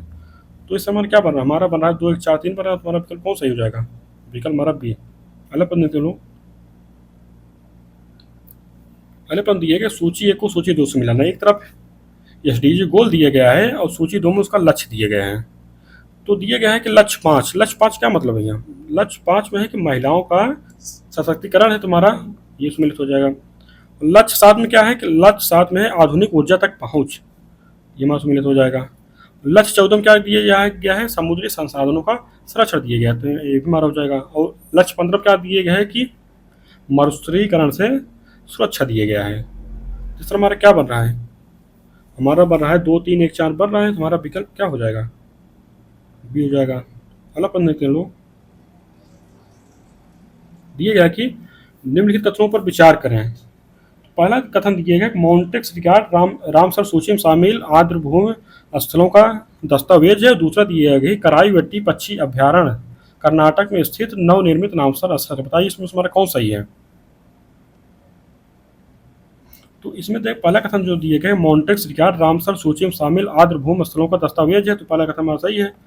और दूसरा जो दिए है कराईवट्टी पक्षी अभ्यारण्य कर्नाटक में स्थित नवनिर्मित, ये कर्नाटक नहीं भैया, ये है तमिलनाडु में। तो ये हमारा कथन गलत है, तुम्हारा ये सही जो है बी से हमारा सही है। तो अगला प्रश्न लोग दिया गया है कि नीचे तो कथन दिए गए हैं कि जिनमें से एक को कथन ए और दूसरे को आर कहा गया है। तो कथन दिए गए भारत में सर्वाधिक हाथी संख्या केरल में राज्य में है। और दूसरा दिए गया है कि 1991-92 में हाथियों के संरक्षण हेतु केंद्र प्रायोजित योजना के रूप में प्रोजेक्ट एलिफेंट की शुरुआत की गई। बताइए इसमें क्या सही है? तो जिनमें कथन दिया गया है कि भारत में सर्वाधिक हाथी संख्या केरल नहीं है, कर्नाटक में है, तो कथन हमारा तो गलत हो जाएगा। और जो कारण दिया गया है 1991-92 में हाथियों को संरक्षण हेतु प्रोजेक्ट एलिफेंट की शुरुआत की गई थी, तुम्हारा कारण सही है, तुम्हारा विकल्प डी बन जाएगा। ये गलत है, आर सही है। तो अगला प्रश्न देख लो, तो अगला प्रश्न दिया गया है कि निम्नलिखित कथनों पर विचार करें। तो पहला कथन दिया गया है गंगा डॉल्फिन IUCN की लुप्त प्राय प्रजाति श्रेणी में आती है। दूसरा दिया है भारत में असम, उत्तर प्रदेश और बिहार राज्य में पाई जाती है। बताइए इसमें कौन कथन सही है? तो इस संदर्भ में देखा जाए तो दोनों कथन हमारे सही हैं। गंगा डॉल्फिन जो IUCN की लुप्तप्राय प्रजाति श्रेणी में आती है। दूसरा है कि भारत में असम, उत्तर प्रदेश, बिहार राज्य में पाई जाती है, तो हमारा सी हो जाएगा। तो अगला प्रश्न देख लो। अगले प्रश्न में सूची ए को सूची 2 से मिलाना है। एक तरफ दिए गए एलिफेंट रिजर्व दिए गए हैं, दूसरी तरफ राज्य दिए गए हैं। तो इसमें देखा जाए तो बैतरणी, बैतरणी कहाँ है भैया? बैतरणी उड़ीसा में है। लेमरू, लेमरू छत्तीसगढ़ में है। सोनितपुर असम में है। वायनाड केरल में है। तो इस हमारा ये सुमेल हो गया। तुम्हारा कौन सा विकल्प बन रहा है? तुम्हारा 4 1 2 3 बन रहा है, तुम्हारा विकल्प बी सही हो जाएगा। तो अगला प्रश्न देख लो। अगला प्रश्न ये है कि निम्नलिखित कथनों पर विचार कीजिए। यूरोप की सबसे लंबी नदी सीन नदी है। दूसरा कथन दिए है फ्रांस की राजधानी पेरिस नगर इसी के किनारे स्थित है। तो बताइए इसमें तुम्हारा कौन सा कथन सही है? तो जो पहला कथन है कि यूरोप की सबसे लंबी नदी सीन नदी है, सीन नदी नहीं है, बोल्गा नदी है। तो पहला कथन जो है हमारा गलत हो जाएगा। दूसरा कथन फ्रांस की राजधानी पेरिस नगर इसी के किनारे स्थित है, तो यानी कि सीन नदी किनारे, तो दूसरा हमारा सही हो जाएगा। तुम्हारा विकल्प सी है। तो अगला प्रश्न देखते हैं लोग। इसमें है कि सूची 1 को सूची 2 से मिलान किया। सूची 1 में दिए गए बांध और सूची 2 में दिए गए अवस्थिति। तो करीबाबाद कहाँ है? करीबाबाद जो है जम्बेजी नदी पे है। आसवान बांध कहाँ है? नील नदी पे है। ओवन बांध कहाँ है? ओवन बांध जो है श्वेत नील नदी पर है। कैंजी बांध कहाँ है? कैंजी बांध नाजर नदी पे है। तो इस तरह हमारा क्या हमारा बन रहा है 2 3 4 1 बन रहा है। तुम्हारा कौन सा विकल्प हो जाएगा? हमारा विकल्प भी सही हो जाएगा। तो अगला प्रश्न के लो। तो अगला प्रश्न है कि यूरोप की प्रमुख जल संधियों से संबंधित निम्नलिखित युगों में से कौन सा एक सही सुमेलित नहीं है? तो एक तरफ दिए गया है कि जलसंधि, दूसरी तरफ किसको जोड़ता है दिए गया है। तो डोबर जल संधि, डोबर जल संधि जो है इंग्लिश चैनल और उत्तरी सागर को जोड़ती है, ये तो हमारा सुमेलित है। और दूसरा दिया है कि बोनीफेसियो जल संधि है। तो बोनीफेसियो जल संधि जो है टारियनियन सागर और भूमध्य सागर को जोड़ता है, 3 हमारा सुमेलित है। और तीसरा दिए गया है कि ओट्रेंटो जल संधि, ओट्रेंटो जल संधि जो है एड्रियाटिक सागर और ओपिनियन सागर को आयोनियन सागर जोड़ती है, हमारा सुमेलित है। और तीसरा दिया गया है कि कर्ष जल संधि, कच्छ संधि किसको जोड़ता है? कच्छ संधि जो है अजोब सागर को काला सागर से जोड़ता है। किसको? अजोब सागर को काला सागर से जोड़ती है। और जो काला सागर और मरमरा सागर जोड़ती है बास्फोरस जल संधि है, बास्फोरस जल संधि है। तीसरा हमें गलत बताना था, हमारा डी सही हो जाएगा। तो अगला प्रश्न देख लो। दिए गया कि निम्नलिखित कथनों पर विचार करें। दिए गए ओशिनिया महाद्वीप में कुल 22 देश सम्मिलित हैं। दूसरा दिया कि इसमें ऑस्ट्रेलिया सबसे बड़ा तथा पापुआ न्यूगिनी सबसे छोटा देश। बताइए इसमें हमारा कौन सा कथन सही है? तो पहला कथन जो दिए गए ओशिनिया महाद्वीप में कुल 20 देश नहीं भैया, 22 देश सम्मिलित हैं। पहला कथन हमारा गलत हो जाएगा। और दूसरे में दिए गए कि इसमें ऑस्ट्रेलिया सबसे बड़ा तथा पापुआ न्यूगिनी सबसे छोटा देश। पापुआ न्यूगिनी नहीं, ऑस्ट्रेलिया सबसे बड़ा गए हैं, नाउरू सबसे छोटा देश है। दूसरा भी मेरा गलत है। तो हमारा कौन सा विकल्प हो जाए? हमारा बी है। तो ना तो 1 ना ही 2। तो अगला प्रश्न चलो। दिए गया है कि मीठे पानी की झील जिसके पूर्वी तट पर पोर्ट रेडियम स्थित है, कौन सी झील है? दिए गए हैं ग्रेट बियर झील, ग्रेट स्लेव झील, अथावास्का झील, उपरोक्त में से कोई नहीं। बताइए। तो जो मीठे पानी की झील है ना, कि जिसके पूर्वी तट पर पोर्ट रेडियम स्थित है, वो है ग्रेट बियर झील है। तो हमारा विकल्प ये सही हो जाएगा। तो अगला प्रश्न के लो।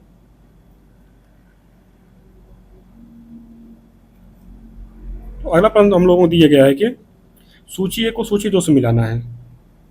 तो एक तरफ दिया गया एक संगठन और दूसरी तरफ स्थापना वर्ष दिया गया है। तो अभिनव भारत, तो इसकी स्थापना कब हुई थी? इसकी स्थापना की हुई थी 1904 में। और अनुशीलन समिति, इसकी स्थापना जो है 1907 में हुई थी।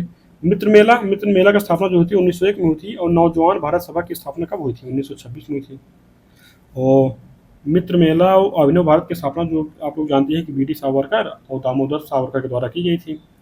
ये हमारा सही हो जाएगा। हमारा क्या बना? 3 4 2 बना, तुम्हारा विकल्प सी हो जाएगा। तो अगला प्रश्न देख लो। अगला प्रश्न में सूची 1 को सूची 2 से मिलाना है। एक तरफ दिए गए 1857 का विद्रोह केंद्र दिए गया है और दूसरी तरफ नेतृत्वकर्ता दिए गए हैं। तो सुल्तानपुर में कौन थे? सुल्तानपुर में जो नेतृत्वकर्ता थे शहीद हसन थे। फैजाबाद में कौन थे? मौलवी अहमदुल्ला थे। संभलपुर में कौन थे? सुरेंद्र साई थे। और मथुरा में देवी सिंह थे। तो इस तरह हमारा क्या बन जाएगा, तुम्हारा बन रहा है 3 2 4 1 बन रहा है, तुम्हारा विकल्प बी सही हो जाएगा। तो अगला प्रश्न देख लो। अगले प्रश्न दिया गया है कि कैबिनेट मिशन 24 मार्च 1946 को भारत आया, और दूसरा दिया इसका लक्ष्य भारत के लिए संविधान तथा एक अस्थायी सरकार की स्थापना करना। बताइए इसमें हमारा कौन सही है। तो इसमें देखा जाए ना, तो कैबिनेट मिशन जो भेजा गया था वो 24 मार्च 1946 को भारत आया, पहले कथन सही है। तो इसका उद्देश्य क्या था, इसका उद्देश्य था भारत के लिए संविधान तथा एक अस्थायी सरकार की स्थापना करना था। हमारा दोनों कथन सही, तुम्हारा विकल्प भी सही हो जाएगा। तो अगला प्रश्न देख लो। दिया गया है कि विभिन्न समाचार पत्र अधिनियम के संदर्भ में सूची 2 से सम्मिलित करें तथा नीचे दिए कोड की सहायता सही उत्तर चुनिए। एक तरफ अधिनियम दिया गया, दूसरी तरफ वर्ष दिया गया है। तो वर्नाकुलर प्रेस एक्ट ये कब आया था, ये आया था 1878 में आया था।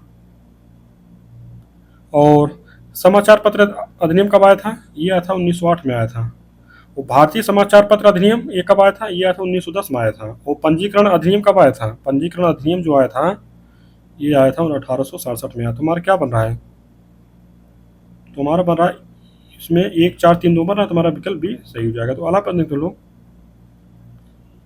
अगले प्रश्न ये है कि निम्नलिखित युगों में से कौन सा एक सही सुमेलित नहीं है। एक तरफ विद्रोह का स्थान दिया गया है, एक तरफ दिए गया है कि दमनकर्ता दिए गया है। तो झांसी, तो झांसी में जो दमनकर्ता थे, जो कैप्टन थे वो थे कैप्टन हीरोज। और दूसरे में दिए गए बरेली, बरेली में कैंपबेल थे, ये भी हमारे सुमेलित थे। जगदीशपुर में कौन थे, जगदीशपुर में भैया विंसेंट आयर नहीं थे, जगदीशपुर में विंसेंट आयर नहीं थे, ये थे आयर टेलर थे। और जबकि विंसेंट आयर कहाँ थे, विंसेंट आयर जो है ये पटनम जो विद्रोह हुआ था 1857 का, उसके दमन करता थे। तो इस तरह जो है यहाँ पर लिख दीजिए, टेलर लिख दीजिए, और विंसेंट आयर जो है ये पटना में दमन करता थे। वाराणसी में कौन थे, कर्नल नील थे, वाराणसी में थे और इलाहाबाद में भी थे कर्नल लीन। तो इस तरह हमारा सुमेलित नहीं बताना, तो हमारा सी हो जाएगा। तो अगला पद लो।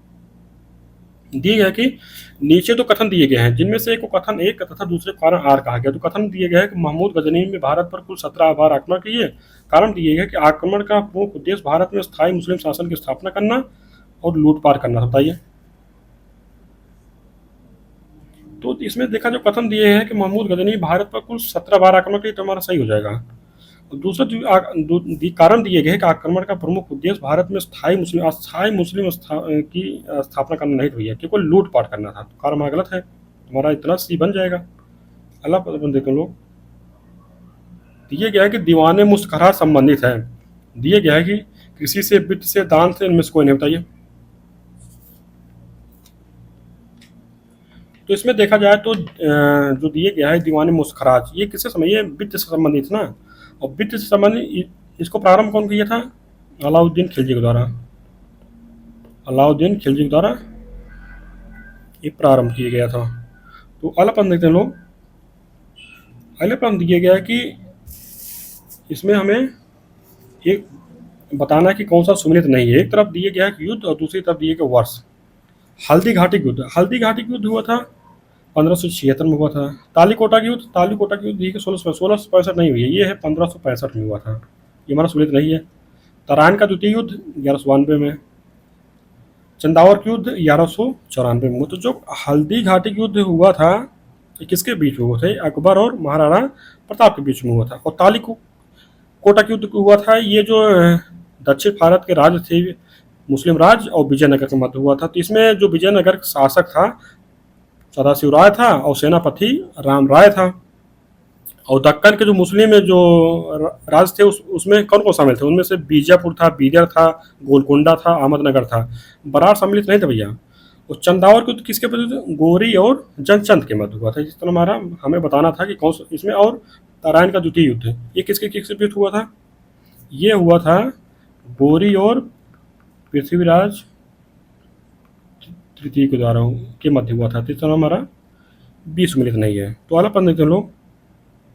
दिए गया है कि बहमनी राज से स्वतंत्र हुए राज्यों के संदर्भ में सूची 2 से सुमेल करें तथा नीचे दिए कूट की सहायता सही उत्तर चुनिए। एक तरफ राज्य दिए गए, तरफ संस्थापक दिए गए हैं।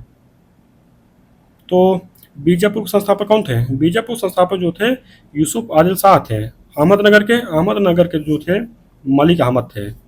गोलकुंडा गोलकुंडा के जो संस्थापक थे वो थे कुली कुतुब शाह थे। बरार के जो संस्थापक थे फतेह-उल्लाह उमाद शाह थे। तो इस तरह हमारा क्या बन रहा है, हमारा बन रहा है 3 1 2 4 बन रहा है, तो हमारा विकल्प भी सही हो जाएगा। तो अला पन्ने तो लो। तो इसमें दिए गया है कि निम्नलिखित कथनों पर विचार करें। पहला कथन दिया गया है कि शेख निजामुद्दीन औलिया चिश्ती संप्रदाय के सूफी संत थे, और दूसरा दिया गया है कि उन्हें महबूब इलाही भी कहा जाता था। बताइए इसमें हमारा कौन कथन सही है। तो जो इसमें दिया गया है कि शेख निजामुद्दीन औलिया चिश्ती संप्रदाय के सूफी संत थे, तो हमारा सही है। और दूसरा दिया गया है कि उन्हें महबूब इलाही भी कहा जाता था, ये भी हमारा सही है। तुम्हारा विकल्प सी बन जाएगा। तो आला पन्ने चलो। दिया गया है कि निम्नलिखित में से कौन सा एक कथन मौलिक कर्तव्यों के संबंध में सत्य नहीं है। इसमें पहला कथन दिया गया कि यह मूल संविधान का हिस्सा है। भैया मूल संविधान का हिस्सा नहीं था, इसको 42वें संविधान संशोधन 1976 के द्वारा शामिल किया गया था। तो पहला कथन हमारा गलत है। दूसरा देख लेते हैं कि ये संविधान के भाग 4 का में वर्णित है, तुम्हारा सही है। दूसरा दिया गया कि यह सोवियत संघ के संविधान से प्रेरित है, हमारा सही है। और चौथा दिया गया कि 86वां संविधान संशोधन 2002 द्वारा 11वें मौलिक कर्तव्य को जोड़ा गया था, हमारा सही है। तुम्हारा विकल्प ये हमारा गलत है। तो अगला पन्ने देते हैं लोग। दिए गया कि महासागर का वह क्षेत्र जहां गहराई के साथ साथ लवणता तीव्र गति से बढ़ती हो कहलाता है। दिया गया है कि थर्मोक्लाइन, हेलोक्लाइन, पाइकोनोक्लाइन, केमोक्लाइन। बताइए। तो इसमें देखा जाए तो महासागर का वह क्षेत्र जहां गहराई के साथ साथ लवणता तीव्र गति से बढ़ती है उसको क्या कहते हैं, हेलोक्लाइन कहा जाता है। तीसरा विकल्प भी सही हो जाएगा। तो अगला पन्ने लो। अगला प्रश्न है कि निम्नलिखित युगों में से कौन सा एक सही सुमेलित है। दिए गए लोएस पठार, लोएस पठार कहाँ पाया जाता है, चीन पाया जाता है, सुमेलित है। पोटवार पठार जो पाया जाता है पाकिस्तान में, हिमार सुमेलित है। सान पठार म्यांमार पाया सुमेलित है। तो हमारा कौन सा, हमारा तो उपरोक्त सभी विकल्प हमारे सुमेलित है। हमारा विकल्प डी हो जाएगा। तो वाला पढ़ने दो लोग। दिया गया है कि राष्ट्रीय अंतर्राज्यीय परिषद के गठन का वर्णन किस अनुच्छेद के अंतर्गत किया गया है। तो इसमें दिया गया है कि अनुच्छेद 262 में, अनुच्छेद 263 में, अनुच्छेद 264 में, अनुच्छेद 265 में। बताइए। तो इसमें देखा जाए तो राष्ट्रीय अंतर्राज्यीय परिषद जो गठन का वर्णन है वो है अनुच्छेद 263 में दिए गए हैं। और इसकी स्थापना कब की गई, इसकी स्थापना की गई थी 1990 में। इस तरह हमारा क्या हो जाएगा। तो इसका जो कार्य है, इसका कार्य है केंद्र एवं राज्यों के मध्य समन्वय स्थापित करना है। तो विकल्प हमारा विषय हो जाएगा। तो वाला पढ़ने लोग। दिया गया कि सर्वोच्च न्यायालय या उच्च न्यायालय द्वारा जारी किस रिट का उद्देश्य अधीनस्थ न्यायालयों में लंबित मुकदमों को तेजी से निपटाने हेतु उन्हें वरिष्ठ न्यायालयों में भेजने से है। दिया गया अधिकार परीक्षा, उत्प्रेषण, परमादेश, प्रतिषेध। बताइए। इसमें देखा जाए ना, सर्वोच्च न्यायालय या उच्च न्यायालय द्वारा जारी उत्प्रेषण रिट का उद्देश्य अधीनस्थ न्यायालयों में लंबित मुकदमों को तेजी से निपटाने हो तो उन्हें वरिष्ठ न्यायालयों में भेजने से है। मौलिक अधिकारों को प्रवर्तित कराने हो तो संविधान के अनुच्छेद 32 के तहत सर्वोच्च न्यायालय को 5 रिट जारी करने की शक्ति प्रदान की गई है। तो उनमें कौन कौन से हैं, इनमें है बंदी प्रत्यक्षीकरण है, परमादेश है, प्रतिदेश है, उत्प्रेषण है, अधिकार परीक्षा है। तो उत्प्रेषण जो है ना, ये क्या होता है कि ये निचले अदालत से मामलों को अपने से ऊंचे अदालत में मंगवाया जाता है। तीसरा विकल्प भी सही हो जाएगा। तो अगला प्रश्न देखते लोग। दिया गया है कि निम्नलिखित युग्मों में से कौन सा एक सही सुमेलित नहीं है। एक तरफ विटामिन दिए गया है, दूसरी तरफ उसका रासायनिक नाम दिया गया है। तो इस दिए गया है विटामिन B5, इसका क्या नाम है, इसका नाम है पैंटोथेनिक अम्ल है, ये तो मसूलित है। और दूसरा दिया है कि विटामिन B9, तो इसका नाम क्या है, इसका नाम है फोलिक अम्ल, ये सुमेलित है। और तीसरा दिया गया कि विटामिन B12 क्या नाम है, विटामिन B12 का नाम है साइनो कोबालमिन है, ये भी हमारे सुमेलित है। और चौथा दिया है विटामिन B2 में दिएगा फिलोक्विनोन जो इसका नहीं है, ये है विटामिन के फिलोक्विनोन। और विटामिन B2 का रासायनिक नाम क्या है, ये है राइबोफ्लेविन। किस तरह हमारा डी सुमेलित नहीं है। तो वाला पढ़ने के लोग। दिए गए सल्तनत काल के निम्नलिखित प्रशासनिक विभागों में से कौन सा एक फिरोज शाह तुगलक से संबंधित नहीं था। दिए गए दीवाने बंदगान, दारुल सफा, दीवाने कोही, दीवाने इस्तिया। बताइए। तो इसमें देखा जाए तो फिरोज शाह तुगलक से संबंधित नहीं, वो है दीवाने कोही। ये किसी संबंधित था, कृषि से संबंधित था। और इसके जो स्थापना किए थे मोहम्मद बिन तुगलक के द्वारा किया गया था। जिस तरह हमारा विकल्प सी ही गलत है। तो अगला प्रश्न के लोग दिए गया है कि सूची ए को सूची 2 से मिलाना है। एक तरफ दिए गया है कि ऋग्वैदिक कालीन देवता दिए गए हैं, दूसरी तरफ उनको संबंध दिए गए हैं। तो पहले देवता इंद्र, तो इनका संबंध क्या था? इनका संबंध थे, ये थे वर्षा के देवता। पूषण ये पशुओं के देवता थे। मारुत कौन थे? मारुत जो थे आदित्य तूफान के देवता थे। और देव आकाश के देवता थे। तो इस तरह हमारा क्या बन रहा है? हमारा बन रहा है 2 1 4 3 बन रहा है। हमारा विकल्प भी सही हो जाएगा। तो अगला प्रश्न के लोग दिए गया है कि निम्न युगों में से कौन सा एक सही सुमेलित नहीं है। एक तरफ दिया गया है कि उनके जो 16 महाजनपद थे वो दिए गए हैं, दूसरे पर उनकी राजधानी दिए गया है। तो अंग अंग अंग की राजधानी क्या थी? चंपा थी। कुरु की राजधानी इंद्रप्रस्थ थी। और कंबोज की राजधानी वो ये हाटक थी ना। इस तरह हमारी ये सुमेलित नहीं है। वश की राजधानी कौशाम्बी थी। तो सुमेलित हमारा सी सुमेलित नहीं है, हमारे बताना था। तो अगला प्रश्न चलो दिए गए कि अशोक ने आजीविकों को रहने हो तो बराबर की पहाड़ियों में 4 गुफाओं का निर्माण करवाया था। तो निम्न में से कौन सी एक उसमें शामिल नहीं थी? दिए गए सुदामा, कर्ण, विष्णु झोपड़ी, मार्थन, बताइए। तो इसमें क्या है ना, अशोक ने आजीविक रहने हो तो बराबर की पहाड़ियों में 4 गुफाओं का निर्माण कराया था। इनका क्या ना, इनका था कर्ण, चौपार, सुदामा, विष्णु झोपड़ी था। मार्थन नहीं था भैया, एक और थी, इसमें चौपार लिख लीजिए। तो विकल्प हमारा डिस्मिस है। अगला प्रश्न के लोग अगला प्रश्न है कि निम्नलिखित कथनों में से कौन सा सही है? पहला कथन दिया गया है चंद्रगुप्त प्रथम ने गुप्त संबंध चलाया था।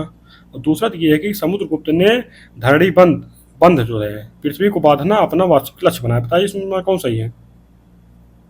तो इसमें देखा जाए तो हमारा दोनों कथन सही है। तो इसमें क्या है ना कि चंद्रगुप्त प्रथम तथा समुद्रगुप्त जो है दोनों गुप्त साम्राज्य के शासक थे। चंद्रगुप्त प्रथम ने एक संवत चलाया था, गुप्त संवत। एक कब चलाया था? 319 ईस्वी में, 300 में चलाया था। समुद्रगुप्त कौन था? समुद्रगुप्त था ये चंद्रगुप्त प्रथम का पुत्र था। समुद्रगुप्त ने धरणी बंध पृथ्वी को बांधना अपना वास्तविक लक्ष्य बनाया था। तो विकल्प सी सही हो जाएगा। तो अगला प्रश्न देख लो। तो अगला प्रश्न है कि निम्नलिखित में से किस चोल शासक ने 72 व्यापारियों के एक दूत मंडल को चीन भेजा था? दिए गए हैं राजेंद्र प्रथम, कुलोत्तुंग प्रथम, राजराज प्रथम, परांतक प्रथम। बताइए। तो इसमें देखा जाए ना, जो चोल शासक थे कुलोत्तुंग प्रथम, इनको द्वारा 72 व्यापारियों का एक दूत मंडल जो है ना चीन को भेजा गया। कब भेजा गया था? 1077 में भेजा गया। तो विकल्प हमारा भी सही हो जाएगा। तो अगला प्रश्न देख लो। अगले प्रश्न में है कि सूची ए को सूची 2 से मिलाना है। एक तरफ ग्रंथ दिया गया है, एक तरफ लेखक दिया गया है। तो विक्र दिया गया है विक्रमांक देव चरित। तो इसके रचयिता कौन थे? इसके रचयिता हैं बिल्हड़ हैं। और रसमाला, रसमाला के जो रचयिता हैं सोमेश्वर हैं। माध्यमिक सूत्र नागार्जुन है। बृहद कथा मंजरी, तो इसके लेखक जो हैं क्षेमेंद्र है। इस तरह हमारा क्या बन रहा है? हमारा बन रहा है 3 4 2 1 बन रहा है। हमारा विकल्प भी सही हो जाएगा। अगला प्रश्न देते हैं लोग। अगला प्रश्न ये है कि अलाउद्दीन खिलजी ने निम्नलिखित में से किस विजय अभियान के बाद उस स्थान का नाम अपने पुत्र खिज खां के नाम पर खिजराबाद रखा था? दिए गए देवगिरी, मालवा, चित्तौड़, तेलंगाना। बताइए।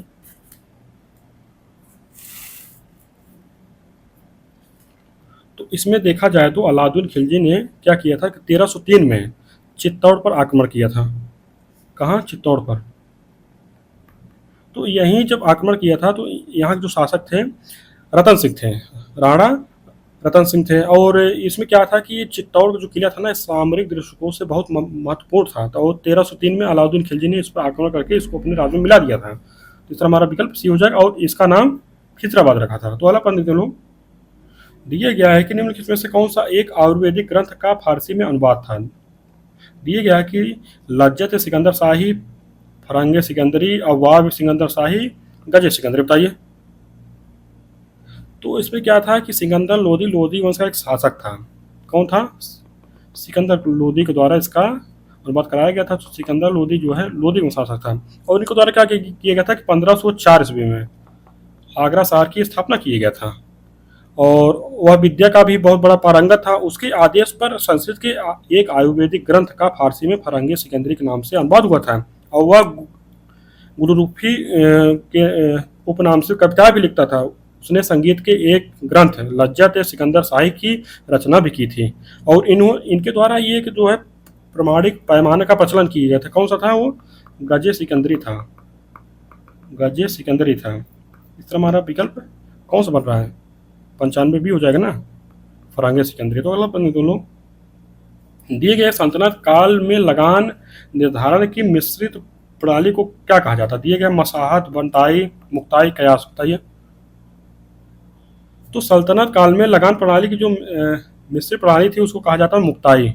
तुम्हारा सी सही हो जाएगा। तो अगला प्रश्न लो, दिए गया है कि अकबर ने निम्नलिखित में से किस ग्रंथ की रचना इस्लाम के प्रति हिंदुओं में भाईचारा एवं सम्मान की भावना जगाने के लिए करवाई थी? दिए गया है अल्लोपनिषद, रजमनामा, तजक ए तुजुक। चौथा दिए गया कि मुजाम उल बुल्दान। बताइए। तो इसमें क्या है ना कि अकबर ने जो है हिंदुओं में भाईचारा और सम्मान की भावना जगाने के लिए अल्लोपनिषद की रचना करवाई थी। विकल्प हमारा सही हो जाएगा। तो अगला प्रश्न लो, अगला प्रश्न है, मुगल सम्राट अकबर द्वारा निम्नलिखित में से किस एक की अध्यक्षता में अनुवाद विभाग की स्थापना की गई थी? दिए गए फैजी, अबुल फजल, बदायूनी, अब्दुल बकी। बताइए। तो उसमें क्या है ना कि फैजी अकबर जो फैजी थे ना कि इन्हीं के नेतृत्व में एक अनुवाद विभाग की स्थापना की गई थी। विकल्प हमारा ऐसे ही हो जाएगा। तो फैजी जो है अकबर का राजकवि था, वह अपने समय का एक श्रेष्ठ कवि था। अकबर द्वारा फैजी के अधीन ही अनुवाद विभाग की स्थापना की गई। विकल्प हमारा ऐसे ही हो जाएगा। तो अगला प्रश्न तो लोग, अगला प्रश्न है कि लोहे के रासायनिक गुण के संबंध में निम्न में से कौन सा एक कथन असत्य है? तो लोहे के रासायनिक, पहला कथन दिए कि शुष्क एवं आर्द्र हवा के संपर्क में आने पर इस पर जंग लगता है। भैया ये कथन हमारा गलत है। आर्द्र हवा के संपर्क में आने से लगता है ना, शुष्क नहीं। शुष्क हवा के संपर्क में आने पर इस पर जंग नहीं लगता है। तो दूसरा दिया गया कि यह शुद्ध जल से कोई प्रतिक्रिया नहीं करता। तुम्हारा सही है। और तीसरा दिया गया कि जंग लगने से बना पदार्थ फेरोस्फेरिक ऑक्साइड कहलाता है। तो मेरा सही है। और चौथा दिया गया है कि लोहे को जस्तीकृत करके जंग से बचाया जाता है। तो मेरा सही है। तो हमें गलत बताना था, हमारा ये सही हो जाएगा। तो अगला प्रश्न चलो, अगला प्रश्न है कि निम्नलिखित युगों में से कौन सा एक सही सुमेलित नहीं है? एक तरफ दिए गया नगर, एक तरफ उद्योग दिए गया है। एक तरफ दिए गए शहर ब्रेडफोर्ड, ब्रेडफोर्ड जो के आगे दिए कि लोकोमोटिव है। लोकोमोटिव उद्योग यहाँ नहीं है। ब्रेडफोर्ड में क्या है? ऊनी वस्त्र उद्योग है। ऊनी वस्त्र उद्योग है यहाँ पर। तो ये हमारा सुमेलित नहीं है। स्टॉकहोम जलपोत निर्माण के लिए प्रसिद्ध है। ओटावा कागज उद्योग। सेंटियागो शराब उद्योग। इस तरह हमारा विकल्प पे गलत है। तो अगला प्रश्न लोग, अगला प्रश्न दिया गया है कि मौद्रिक नीति के गुणात्मक उपकरण है। दिया गया है कि ऋण का सीमांकन, नैतिक दबाव, डिस्क्रिमिनेटरी रेट ऑफ इंटरेस्ट। बताइए। तो इसमें क्या होता है ना कि मौद्रिक नीति के दो उपकरण होते हैं, एक होता है मात्रात्मक, एक होता है गुणात्मक उपकरण। गुणात्मक उपकरण दिए तो मात्रात्मक के अंतर्गत क्या आता है? जैसे बैंक दर हो गया, रेपो रेट हो गया, रिवर्स रेपो रेट हो गया, ओएमओ हो गया, एमएसएफ हो गया, आरक्षित अनुपात हो गया। और गुणात्मक उपकरण के अंदर क्या आते हैं? गुणात्मक जैसे होते हैं प्राथमिक क्षेत्र को ऋण देना, नैतिक दबाव हो गया, डिस्क्रिमिनेटरी रेट ऑफ इंटरेस्ट हो गया। इस तरह हमारा क्या है? तीनों सही है। तो तीसरा हमारा क्या हो जाएगा? हमारा हो जाएगा विकल्प बी सही हो जाएगा। तो अगला प्रश्न तो लोग, दिया गया है कि भारतीय स्वतंत्रता अधिनियम 1947 ने भारत के राज्य सचिव का पद समाप्त कर दिया, उसके कार्यों को हस्तांतरित कर दिया गया। तो दिया गया है कि ब्रिटेन के प्रधानमंत्री को, राष्ट्रमंडल मामलों के राज्य सचिव को, भारत के गवर्नर जनरल को, स्वतंत्र भारत की प्रथम कैबिनेट को। बताइए। तो देखा जाए तो भारतीय स्वतंत्रता अधिनियम 1947 द्वारा भारत के राज्य सचिव का पद समाप्त कर दिया गया। उसके स्थान पर जो कार्य है ना राष्ट्रमंडल मामलों के राज्य सचिव को सौंप दी थी। हमारा विकल्प बी सही हो जाएगा। तो अगला प्रश्न लो, अगला प्रश्न दिया कि एल्गल ब्लूम से तात्पर्य है। दिए गए शैवालों को विरंजन से, प्रवालों पर क्लोरीन के जमने से, तीसरा दिए गए कि जल की सतह पर बने शैवालों की परत से, और चौथा दिए गए कि अंटार्कटिक क्षेत्र के जैव मरुस्थल से। बताइए। तो इसमें देखा जाए ना तो एल्गिन ब्लूम से तात्पर्य है जल की सतह पर बने शैवालों की परत से। हमारा विकल्प सी सही हो जाएगा। तो अगला प्रश्न देखते हैं लोग, दिए गया है कि मोहम्मद अली जिन्ना के दो राष्ट्र सिद्धांत को मुस्लिम लीग के किस अधिवेशन में स्वीकार किया गया था? दिए गया है कि कराची अधिवेशन, इस्लामाबाद अधिवेशन में, लाहौर अधिवेशन में, ढाका अधिवेशन। बताइए। तो इसमें देखा जाए तो मुस्लिम लीग के लाहौर अधिवेशन ये कब हुआ था? ये हुआ था 1940 में। 1940 में मोहम्मद अली जिन्ना के द्विराष्ट्र सिद्धांत को स्वीकार किया गया था। विकल्प हमारा सी सही हो जाएगा। तो अगला प्रश्न लो, अगला है कि इनिशियल पब्लिक ऑफर से तात्पर्य है। तो दिए गया है किसी पुरानी कंपनी द्वारा पूंजी प्राप्त करने के लिए शेयर का निर्गमन, और दूसरा दिया गया है कि किसी नई कंपनी द्वारा पूंजी प्राप्त करने के लिए शेयर का निर्गमन, और तीसरा दिया गया है कि विदेशी निवेशक द्वारा अपनी 2/3 पूंजी का निवेश। इनमें से कोई नहीं। बताइए। तो इसमें देखा जाए तो इनिशियल पब्लिक ऑफर का मतलब होता है किसी नई कंपनी द्वारा पूंजी प्राप्त करने के शेयर का निर्माण करती है और शेयर मार्केट में अपना उपस्थित होती है। तो विकल्प हमारा भी सही हो जाएगा। तो अगला प्रश्न हम देखते हैं लोग। अगला प्रश्न दी गई है कि निम्नलिखित युगों में से कौन सा एक भारत में शरतकालीन वर्षा के प्रमुख क्षेत्रों में सम्मिलित है। इसमें दिए गए हैं पंजाब, केरल, तमिलनाडु, पंजाब, बताइए इसके सामने दिए गए। तो इसमें देखा जाए तो शीत ऋतु में जो वर्षा होती है कहाँ कहाँ होती है, एक तरफ होती है उत्तर पश्चिम भारत में होती है और एक होती है कि दक्षिण पूर्व भारत में होती है। तो उत्तर पश्चिम भारत में कौन आता है, पंजाब आता है, और दक्षिण पूर्व भारत में कौन आता है, तमिलनाडु आता है। तीसरा हमारा विकल्प ये हमारा सही हो जाएगा। इसमें क्या होगा, और पंजाब में जो पश्चिमी विक्षोभ आता है ठंड के मौसम में उसके द्वारा वर्षा होती है, और तमिलनाडु में उत्तर पूर्वी मानसून जो लौटता मानसून है उसके द्वारा वर्षा होती है। तो विकल्प हमारा सही हो जाएगा। अगला प्रश्न देखें लोग, दिए गया है कि निम्नलिखित पर विचार करें। तो एक तरफ से दिए गए सुपीरियर झील, मिशिगन झील, ओंटारियो झील, इरी झील, बताइए इसमें दिए गए उपरोक्त में से कौन सी झील संयुक्त राज्य अमेरिका और कनाडा की सीमा निर्धारित करती हैं। तो इसमें देखा जाए तो जो यूएसए और कनाडा की सीमा का निर्धारण करती हैं वो है सुपीरियर झील, ओंटारियो झील, इरी झील। एक दो इसमें 1, 3, 4 है, हमारा विकल्प बी है, जबकि मिशिगन झील जो है ना ये पूर्णतः यूएसए में है। इतना हमारा विकल्प भी सही हो जाएगा। अगला प्रश्न लो, दिए गए भारत का विश्रामपुर क्षेत्र कोयला खनन के लिए प्रसिद्ध है जो स्थित है, कहाँ स्थित है। दिए गए उड़ीसा में, छत्तीसगढ़ में, झारखंड में, कर्नाटक में, बताइए। तो जो भारत का विश्रामपुर क्षेत्र जो है कोयला खनन के लिए प्रसिद्ध है जो छत्तीसगढ़ में स्थित है। इतना हमारा विकल्प भी सही हो जाएगा। तो अगला प्रश्न सुनो। अगला प्रश्न है कि भोजन श्रृंखला का वह प्रकार जिसकी शुरुआत प्राथमिक उपभोक्ता से होती है परंतु उपभोक्ता का आकार प्रत्येक अनुवर्ती क्रम पर घटता जाता है। दिए गया है विकल्प दिया है कि परभक्षी भोजन श्रृंखला, और दूसरा दिया है कि परजीवी श्रृंखला, और तीसरा दिया है कि मृतजीवी श्रृंखला, और चौथा दिया है इनमें से कोई नहीं, बताइए। तो इसमें देखा जाए भोजन श्रृंखला का वह प्रकार जिसकी शुरुआत प्राथमिक उपभोक्ता से होती है परंतु उपभोक्ता का आकार प्रत्येक अनुवर्ती क्रम पर घटता जाता है, परजीवी श्रृंखला कहलाता है। तो विकल्प हमारा भी सही हो जाएगा। तो अगला प्रश्न लो। अगला प्रश्न में सूची 1 को सूची 2 से मिलाना है। एक तरफ देश दिए गए, एक तरफ बंदरगाह दिए गए हैं। तो एक तरफ दिए गए पहला देश है ओमान। ओमान में कौन सा बंदरगाह है, ओमान में जो बंदरगाह है मैत्रा है। कुवैत में कौन सा बंदरगाह है, कुवैत में है मीना अल अहमदी है। जॉर्डन, जॉर्डन कहाँ, मतलब जॉर्डन में कौन सा बंदरगाह है, जॉर्डन में है अकाबा। यमन में कौन सा बंदरगाह है, अदन है। तीसरा हमारा कौन सा बना, हमारा 2, 1, 4, 3 बन रहा है, किसमें हमारा सी सही हो जाएगा। अगला प्रश्न देख लो। अगला प्रश्न दिया गया है कि प्रायद्वीपीय भारत के सुदूर दक्षिण एवं दक्षिणी पूर्वी भाग में विस्तृत पांड्य वंश का प्रथम शासक निम्नलिखित में से कौन था। दिए गए नेडियोन, नेंडुजेलियन, कुट्टवन, अंडुवन, बताइए। तो इसमें देखा जाए जो पांडवंश थे, पांडवंश था, इसका संस्थापक जो था ना नेडियोन था। और नेडियोन के द्वारा क्या किया गया, नेडियोन के द्वारा समुद्र पूजा का आरंभ किया गया था। क्या, समुद्र पूजा का आरंभ किया गया था। और इनको द्वारा क्या किया गया था, एक नदी मतलब की खुदाई की गई थी। वो कौन सी नदी थी, पारुली नदी थी। पारुली नदी का निर्माण कराया गया था। तीसरा हमारा विकल्प हो जाएगा। तो अगला प्रश्न देख लो। दिए गया है कि वर्ष 2011 की जनगणना अनुसार सर्वाधिक स्त्री पुरुष साक्षरता दर में अंतर वाले राज्यों में कौन प्रथम स्थान पर है। तो दिए गए उत्तर प्रदेश, राजस्थान, झारखंड, बिहार, बताइए।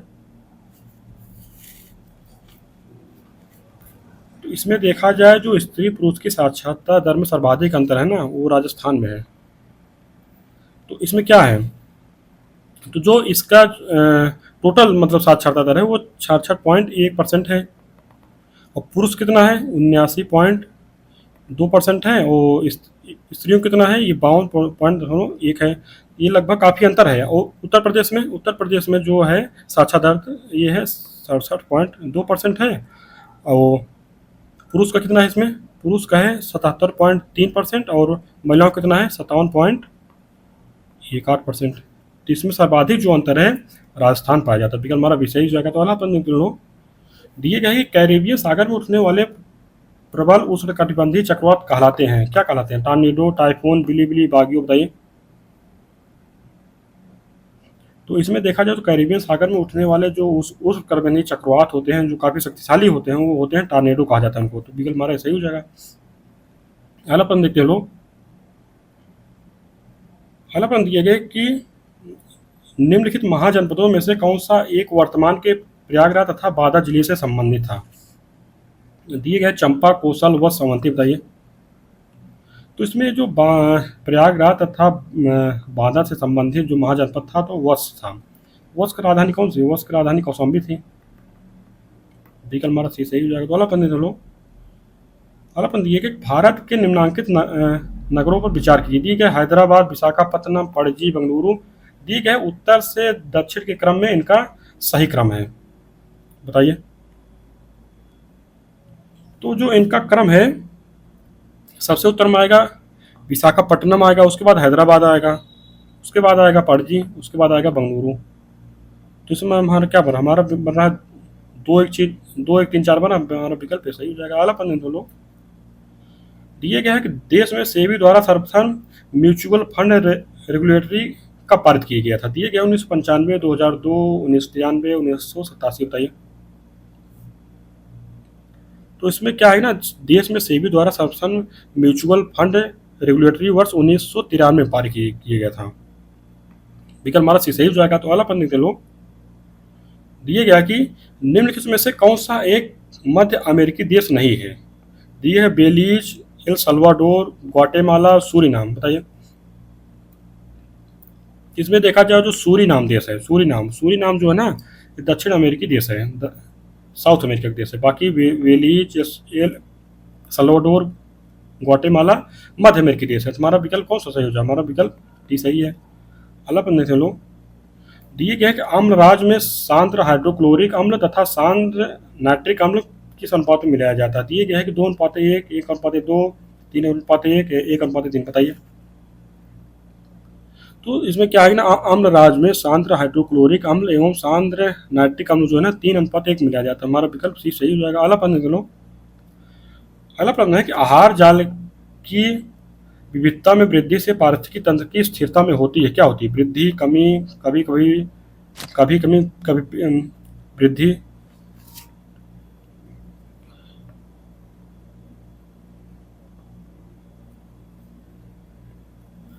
अगला प्रश्न हम लोगों का, आहार जाल की विविधता में वृद्धि से पारिस्थितिकी तंत्र की स्थिरता में वृद्धि, स्थिरता में होती क्या होती है? वृद्धि, कमी, कभी वृद्धि, कभी कमी, कभी वृद्धि, कोई प्रभाव नहीं, बताइए। तो इसमें देखा जाए तो आहार जाल की विविधता जब बढ़ती है तो उससे पारिस्थितिक तंत्र की स्थिरता भी बढ़ती है। विकल्प हमारा ये सही हो जाएगा। अगला प्रश्न चलो। अगला प्रश्न किया गया कि राष्ट्रीय जल विकास एजेंसी की स्थापना की गई थी। दिए गया है कि जुलाई 1982 में, अगस्त 1984 में, जुलाई 1985 में, अगस्त 1987 में, बताइए। तो इसमें देखा जाए ना, राष्ट्रीय जल विकास एजेंसी की स्थापना की गई थी जुलाई 1982 में। तो अगला प्रश्न चलो। अगला प्रश्न दिया है कि निम्न पर विचार करें। दिए गए आल्हा, ढोला, रसिया। तो इसमें बताना कि हमें कौन सा सही सुनित है। तो इसमें जो दिया गया है उसमें संगीत दिया गया है। तो इसमें जो आलम क्या है, मऊ में गाया जाता है। ढोला आगरा का नृत्य है। रसिया बरसाना का नृत्य है। तो इसमें हमारा 1 2 3 सुमिलित है। हमारा विकल्प डी सही हो जाएगा। तो अगला प्रश्न देख लो। दिए गया है कि निम्न में से कौन एक घटक वृक्क में रुधिर के रासायनिक संगठन का वास्तविक नियंत्रण करता है? दिए गया है कार्टेक्स, हाइलम, नेफ्रॉन, मेडुला, बताइए।